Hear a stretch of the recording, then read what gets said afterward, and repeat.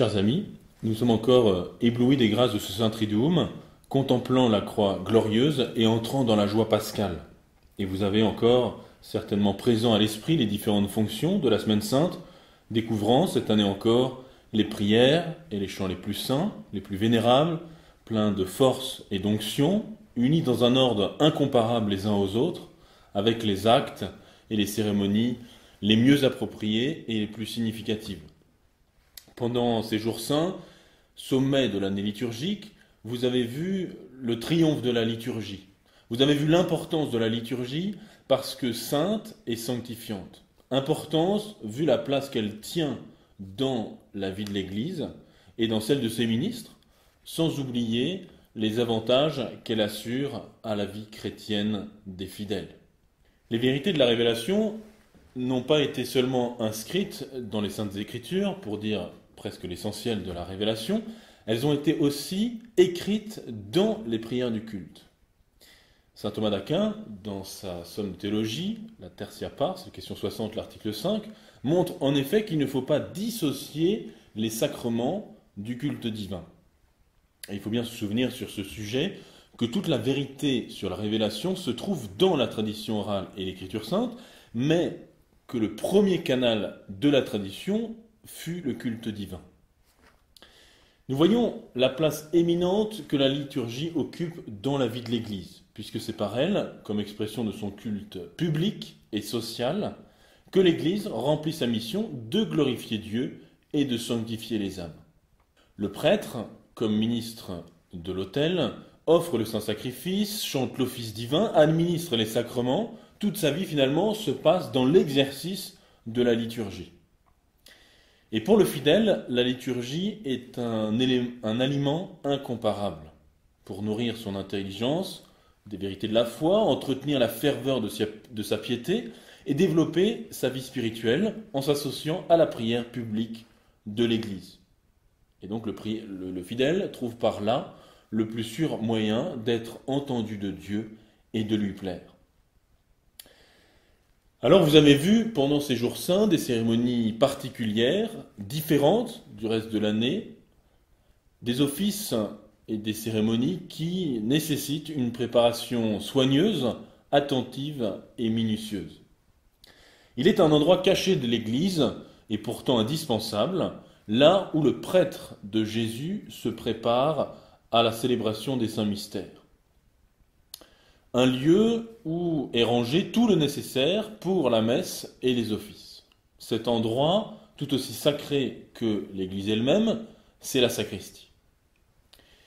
Ayant en mémoire les différentes fonctions de la semaine passée et des ornements et objets liturgiques employés dernièrement, je vous propose de vous parler quelque peu de cette sacristie.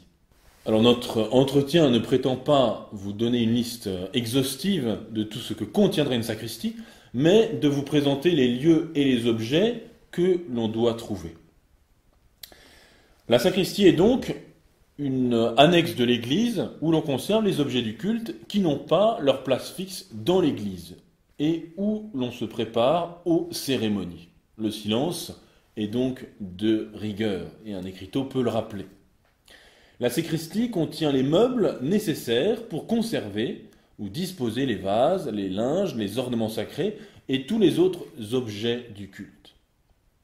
Alors on trouve toujours dans la sacristie une croix ou au moins un tableau représentant un crucifix.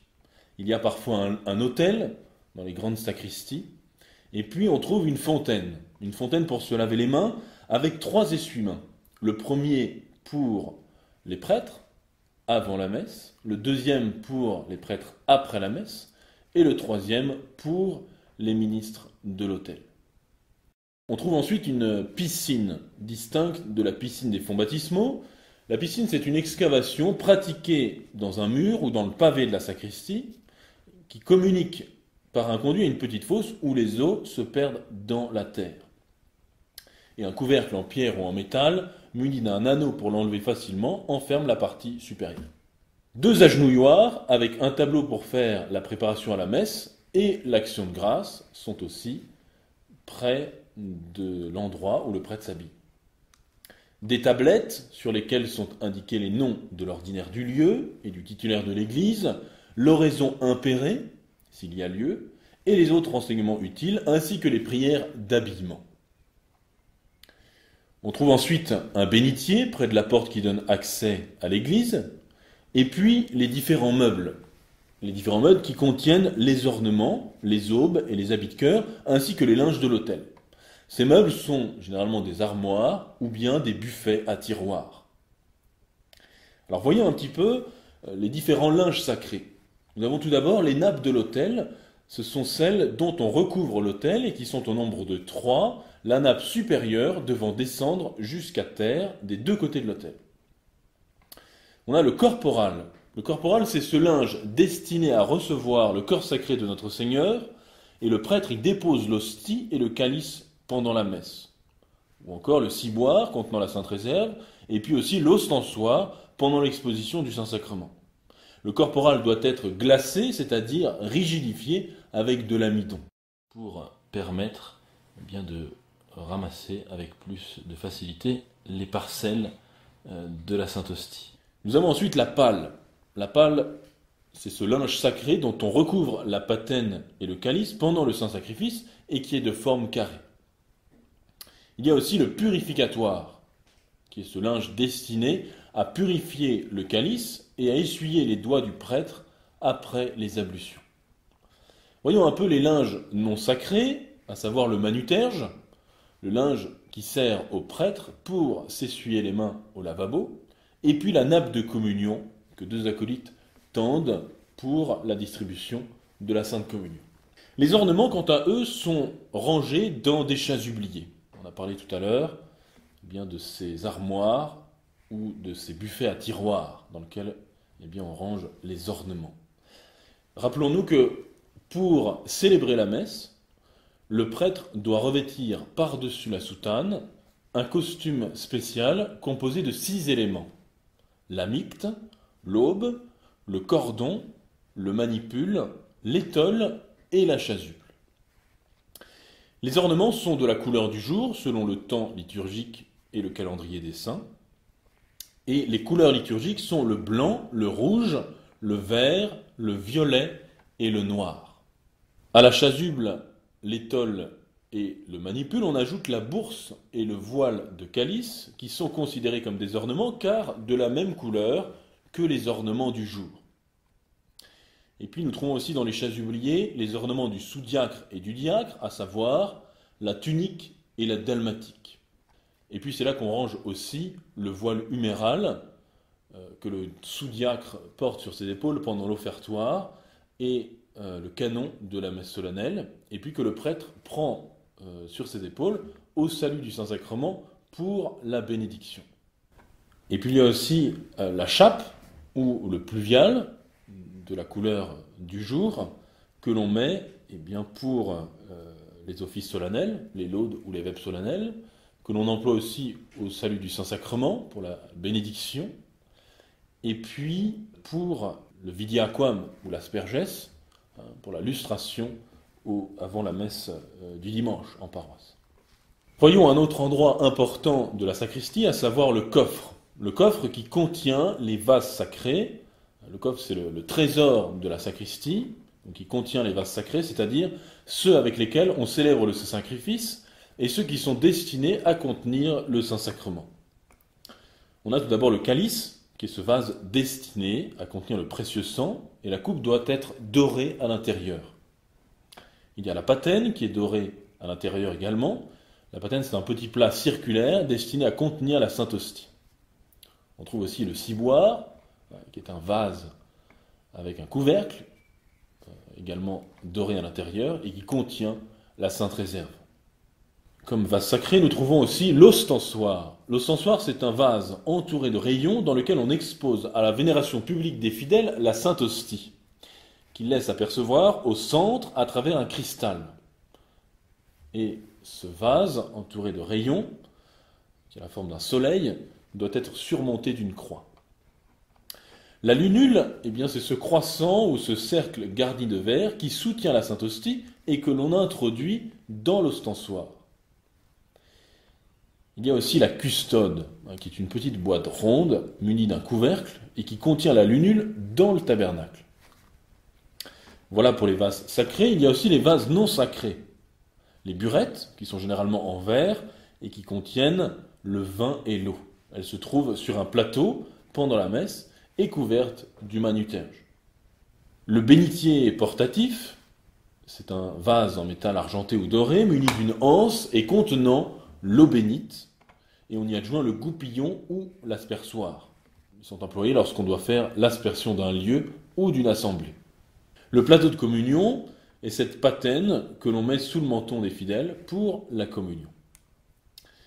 Il y a aussi l'encensoir. L'encensoir, c'est un vase de métal argenté ou doré dans lequel on fait brûler l'encens. Il est soutenu par 3 chaînes fixées à leur sommet par un disque et doit avoir un couvercle bombé qui se lève au moyen d'une 4e chaîne. Avec l'encensoir, on trouve la navette, qui est cette petite boîte destinée à contenir l'encens et qui a la forme d'une nacelle avec un pied et une cuillère pour prendre l'encens. Il est nécessaire aussi dans la sacristie d'avoir un endroit convenable avec un réchaud garni de charbon ardent et des pincettes pour prendre les charbons.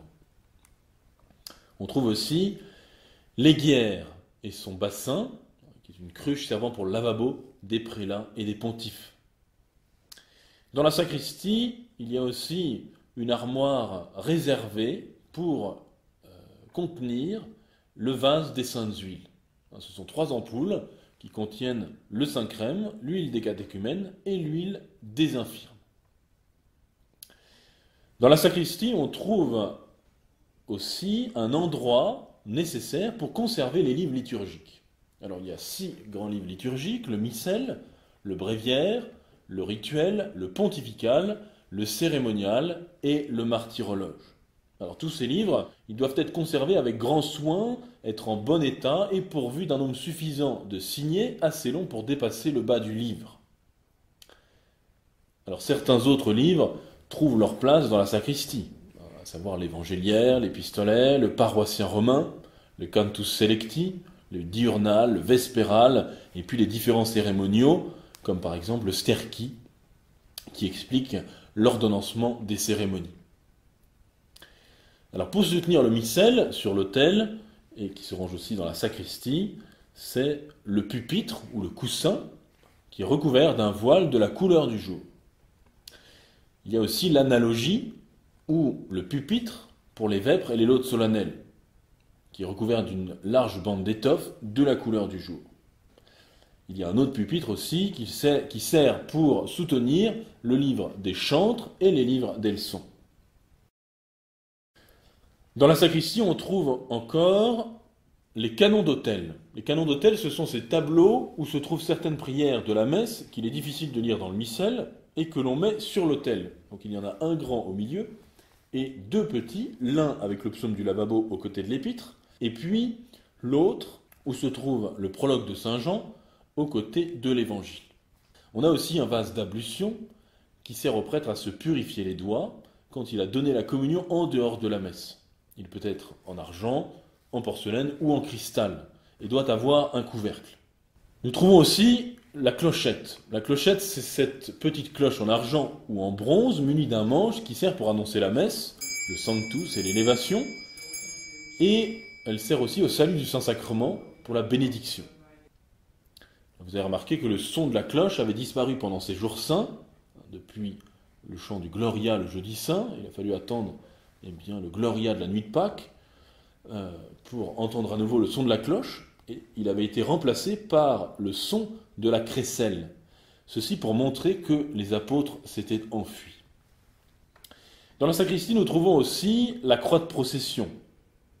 C'est une hampe qui soutient un crucifix. Nous trouvons différents chandeliers, dont ceux des acolytes, des bannières et des oriflammes, des tentures, des tapis, des vases pour les fleurs. L'église, finalement, est parée pour les grandes solennités. Vous l'avez vu, pour Pâques, puisque la solennité de Pâques est la solennité des solennités, parce qu'elle l'emporte sur toutes les autres en dignité. Dans cette festivité, on étale devant les yeux tous les insignes de l'allégresse. Les rideaux, les draperies, les fauteuils, les tapis, etc. Et puis l'autel est décoré de tous ces ornements, de tout ce qui est rangé à la sacristie. Dans la sacristie, on trouve aussi les voiles qui sont destinés à couvrir les croix et les images pendant le temps de la Passion, qui ont disparu avec l'intonation du Gloria dans la nuit de Pâques. On trouve aussi le dais. Le dais, c'est un baldaquin portatif en étoffe, supporté par des hampes, et qui sert aux processions et aux réceptions solennelles. On doit le porter au-dessus du Saint-Sacrement, ainsi que les instruments de la Passion. On le porte aussi pour conduire l'ordinaire du lieu, l'évêque, à l'église, lors de son entrée solennelle dans sa ville et lors de la visite pastorale. On a aussi l'ombrellino. L'ombrellino, c'est ce petit dais d'étoffe blanche ou dorée à une seule hampe qui a la forme d'un parasol. Et celui-ci, on le porte seulement au-dessus du Saint-Sacrement. Alors nous trouvons aussi dans la sacristie tous les antépendiums. Les antépendiums, ce sont les parements ou les devants d'autel qui sont de la couleur du jour. Et puis également le conopé, qui est un voile qui couvre le tabernacle où réside le Saint-Sacrement et qui est de la couleur du jour. On trouve encore le pavillon. Le pavillon, c'est un voile qui couvre le ciboire lorsqu'il est placé dans le tabernacle. Et puis d'autres objets qui servent dans des cérémonies particulières, à savoir notamment le catafalque. Le catafalque ou le lit funèbre, c'est en fait la représentation d'un cercueil posé sur un soubassement dans lequel on introduit la bière. Et on le dispose dans l'église, aux funérailles, pour recevoir le corps du défunt, et même pour un service funèbre, quand le corps n'est pas présent. Et on le recouvre d'un drap noir, appelé drap mortuaire. Dans la sacristie, il y a aussi tous les cierges, qui sont le luminaire liturgique installé sur les chandeliers. Ils sont en cire blanche, et la cire jaune est employée pour les funérailles et pour les ténèbres. L'office des ténèbres que nous avons eu pendant les 3 jours saints, nous employons la cire jaune. Tous les cierges, dans toutes les cérémonies, dans tous les offices, il doit en avoir au moins 2 allumés sur l'autel pour n'importe quelle fonction. Vous avez vu dernièrement aussi le chandelier triangulaire, qui est ce chandelier à 15 cierges, utilisé pendant l'office des ténèbres au cours du Triduum pascal. Il y a aussi les flambeaux, qui sont les torches des sérophéraires, les lanternes, qui contiennent les cierges, quand on accompagne le Saint-Sacrement à une procession. Et puis nous avons aussi le sépulcre. Le sépulcre, c'est ce tabernacle du reposoir qui reçoit le calice contenant l'hostie le jeudi saint. C'est cette hostie qui servira ensuite le vendredi saint à la messe des présanctifiés. Et puis, ce que vous avez vu dernièrement encore, c'est le roseau à 3 branches, employé à la vigile pascale, qui est ce symbole de la Sainte Trinité qui vient ressusciter le Christ dans son tombeau. Et puis le cierge pascal, qui a la forme d'une colonne et qui représente le Christ. Et puis encore les rampes, qui sont les chandeliers pour le salut du Saint-Sacrement, qui encadrent l'ostensoir. Et puis le tabor qui est ce petit trône pour exposer le Saint-Sacrement dans l'ostensoir. Chers amis, la liste est longue et loin d'être exhaustive, mais vous voyez que tous les objets employés pour le culte divin, que ce soit les vases, les linges, les vêtements, les livres, les chandeliers, etc., ils doivent être entretenus avec le plus grand soin. On doit les renouveler, les faire réparer, les nettoyer ou blanchir quand il est besoin. Si saint Benoît dit dans sa règle que le moine doit employer tous les objets du monastère comme s'il s'agissait des vases de l'autel, combien plus le soin de tout ce qui sert au culte divin doit être observé avec attention et gravité. Vous voyez, la sacristie, de par ce qu'elle renferme, est cet authentique lieu liturgique pour la préparation matérielle et pour le recueillement. Le mot sacristie vient de sacrarium, qui est le lieu sacré où sont conservés les vases sacrés, ou encore de secretarium, qui est le lieu secret où l'on abrite ces objets. L'importance de la sacristie vient de ce qu'elle est un lieu secret et sacré, puisque les ministres se revêtent des ornements liturgiques et se préparent en esprit à la cérémonie à laquelle ils vont participer. Alors cette chambre sacrée et secrète est une belle image. C'est le symbole de la Vierge Marie, dont le sein est comme une sacristie, où notre Seigneur a pris ses ornements charnels avant d'entrer dans le monde pour la grande liturgie qu'il a accomplie et qui s'est terminée par le saint sacrifice du calvaire. Le prêtre, avant de monter à l'autel, se revêt du Christ.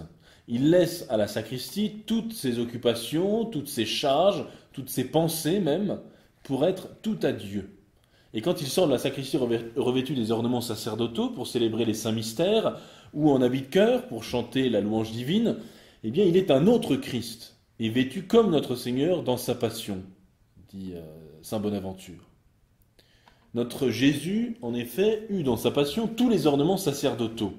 La micte, quand il eut la face voilée par les Juifs, l'aube, quand Hérode le revêtit d'une robe blanche, la chasuble, quand il fut couvert d'un manteau de pourpre, et puis pour que rien ne manquât, il eut le manipule, l'étole, le cordon, quand il fut lié à la colonne. Si donc le prêtre, quand il célèbre la messe, prend tous ces ornements, c'est en souvenir de la passion de notre Seigneur, dont le sacrement de l'autel est le mémorial. Le prêtre n'appartient plus au monde, il est l'intermédiaire entre le ciel et la terre, il marche alors d'un pas grave, il garde le regard bas jusqu'à ce qu'il quitte ses habits sacerdotaux à la fin de la fonction. Et notre Seigneur lui demande d'accomplir les saints mystères, et le prêtre de Jésus lui prête sa bouche et sa voix pour accomplir à nouveau le sacrifice de la croix. Voilà donc la raison de cette sacristie. Voilà le pourquoi de cette préparation minutieuse, attentive et silencieuse dans cette sacristie.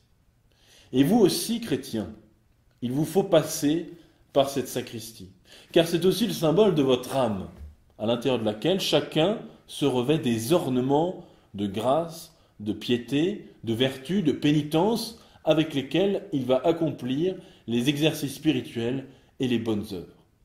Je vous souhaite un saint temps pascal et que Dieu vous bénisse.